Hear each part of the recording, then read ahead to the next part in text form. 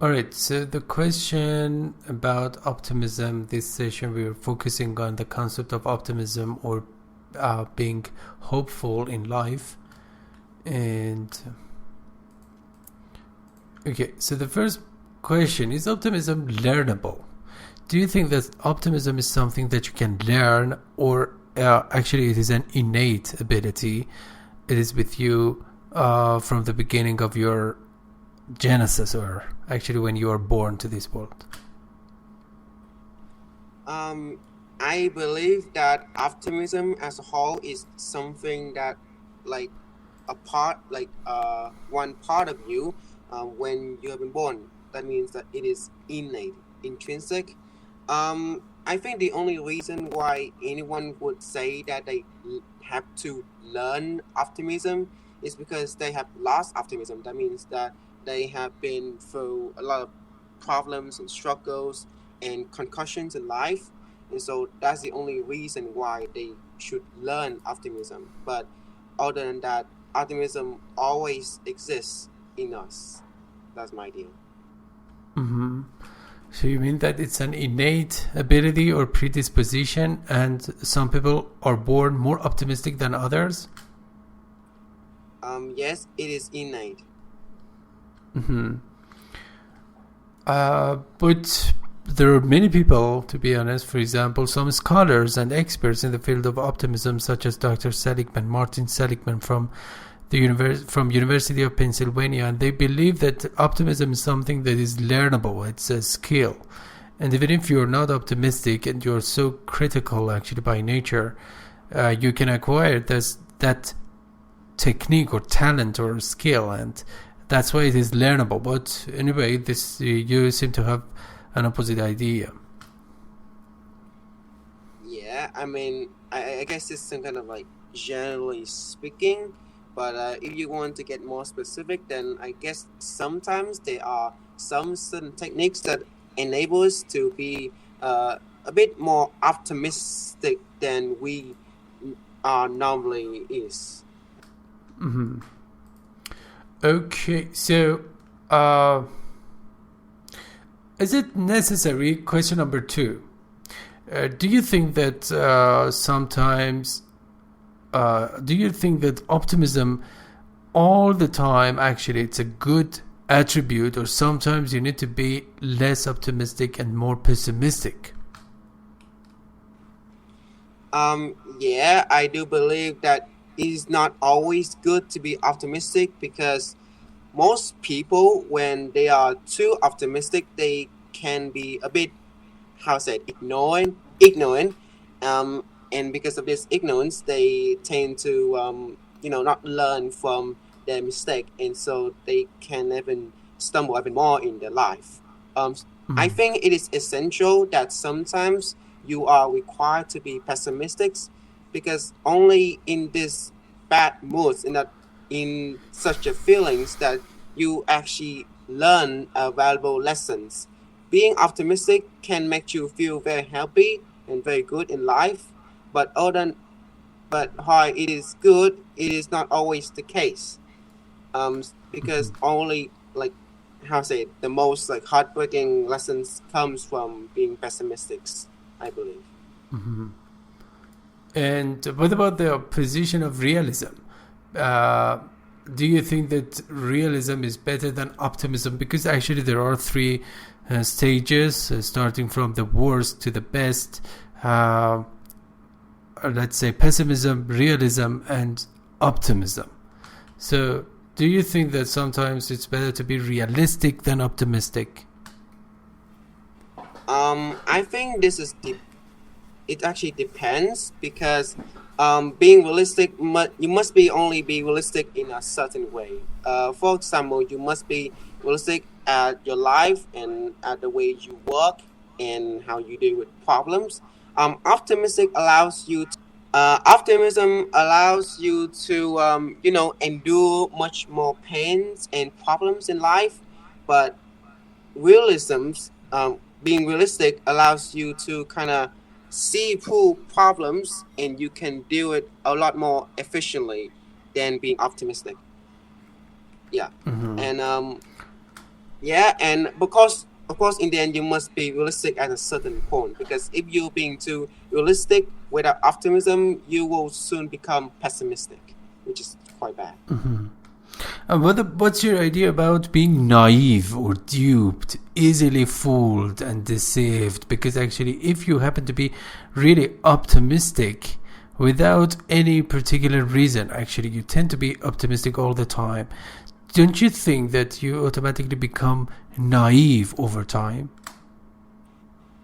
Yeah, it is true that if you're being optimistic too much, then you can be very naive. That's why I told you that's why I say before that you should be realistic. You should also be realistic, but at a certain point, and you should always be.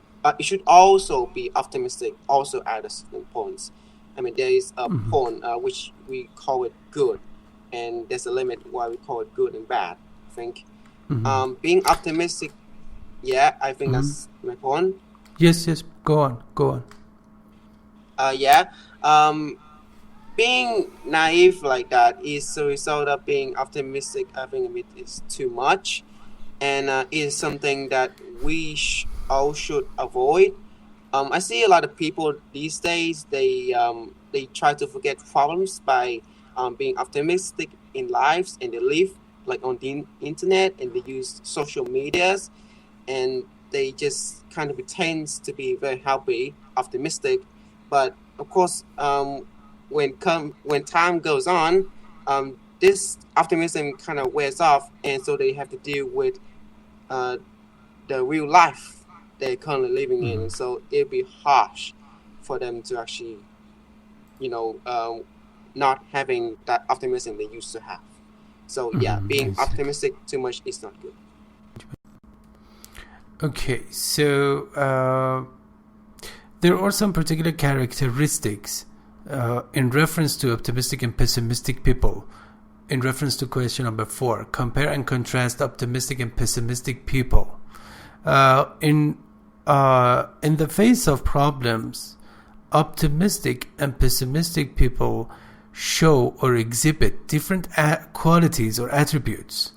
Could you enumerate or make a list of their particular characteristics in reference to or in the face of the same crises? All right. So let's. I think we should take us like an example, like a person who, let's say, went to jail, and after a period of time, they left the jail. So a pessimistic person will see this as like the end of their life, right? They see that, oh, I've been in jail, and now I've been kind of discriminated by the society. A pessimistic person can hardly stand up from the wounds and the problems they've gone through, and so they can easily fall back to the crimes they've committed. So for an ex-prisoner who is pessimistic, they can easily become a criminal again. But an optimistic ex-prisoner will see this as an opportunity for them to rise against. They say that, okay, so I have left the prison, and it was a harsh time. I feel very guilty, but now it's a time to make amends for what problems I've done. And so they will get a job, they have a happy family, a happy life, and hopefully they will never go back again. So an optimistic ex-prisoner in this case, they have hopes, and they do not worry, they worry less, but they will believe that they can be good again. That's my opinion. Yeah, very elaborate differentiation. Thank you, that was really thorough.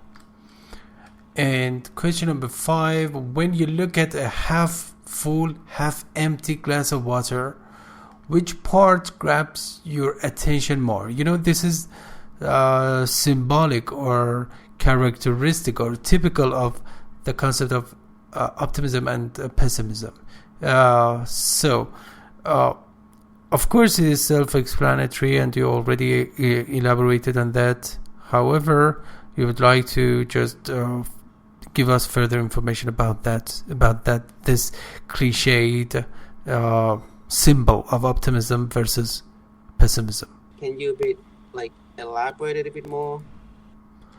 Yeah, it is. As I said, it's a symbol of optimism and pessimism. An optimistic person tends to focus on the, let's say, half full part of the glass, and a pessimistic person focuses or centralizes his or her attention on the half empty part. Okay, I get it. Because they just tend to pay attention to the positive aspects of everything. Yeah. I mean, optimistic people and pessimistic people just tend to just magnify negative aspects or angles of everything. Okay. The glass is half empty and half full. Exactly. Okay. There are two equal halves. Yes. Okay, I get it. All right. I think, to me personally, what grabs my attention most would be the half full glass, the half full glass of water, because I think why being pessimistic can be quite good sometimes. It should be optimistic. I mean, after all, it is a more positive trait of a human being, because being optimistic sometimes can make you feel happy. And you have a clear vision of life. Being pessimistic can help you learn, but sometimes not everyone is brave or strong enough to endure pains. So to me personally, I would prefer the half full glass of water. It represents the trait of being pessimistic, and it is something I prefer. Mm-hmm.